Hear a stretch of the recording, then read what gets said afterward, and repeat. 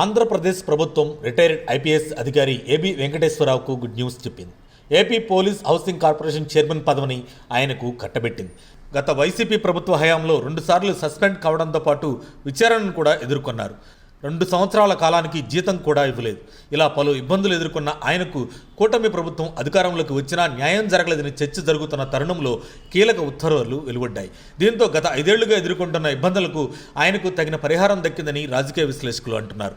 ఆయనతో పాటు మరో మాజీ ఐపీఎస్ అధికారి ఆర్పి ఠాగూర్ కూడా ప్రభుత్వ సలహాదారు పదవి లభించింది. ఇప్పటికే ఇటీవల పదవీ విరమణ చేసిన డీజీపీ తిరుమల రావును కీలక ఏపీఎస్ఆర్టీసీ చైర్మన్ పదవి ఇచ్చారు.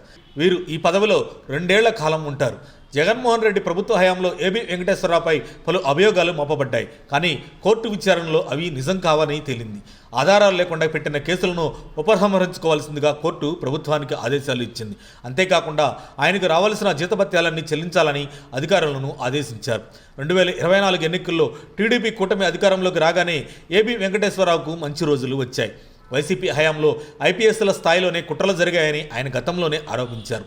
ముఖ్యంగా గౌతమ్ సవాంగ్ ఫోర్జరీ సంతకంతో తనపై కేసులు పెట్టారని పేర్కొన్నారు. ఇప్పుడు టీడీపీ ప్రభుత్వం ఆయనకు నామినేటెడ్ పదవి ఇచ్చి తగిన గౌరవం కల్పించింది. ఆయన ఇప్పుడు పోలీసులతో సంబంధం ఉన్న అధికారిక పదవిలో ఉన్నందున వైసీపీ నేతలపై చర్యలు తీసుకునే అవకాశం ఉందని రాజకీయ వర్గాల్లో చర్చ నడుస్తుంది.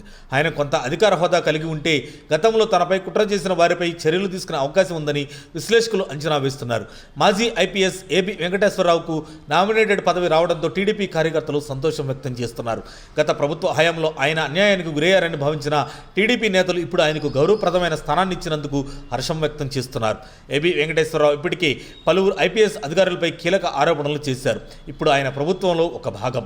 తాను చేసిన ఆరోపణలపై మరింత దృష్టి పెట్టే అవకాశం ఉంది. ముఖ్యంగా గత 5 ఏళ్ల వైసీపీ పాలనలో అధికార దుర్వినియోగం జరిగిందని నిరూపించే చర్యలు తీసుకునే అవకాశం ఉందని విశ్లేషకులు భావిస్తున్నారు. మొత్తంగా ఏబి వెంకటేశ్వరరావుకు పదవి రావడం వైసీపీ నేతలకు కొత్త తలనొప్పిగా మారే అవకాశం ఉంది. ఈ పరిణామాలు ఏ దిశగా వెళతాయో చూడాలి.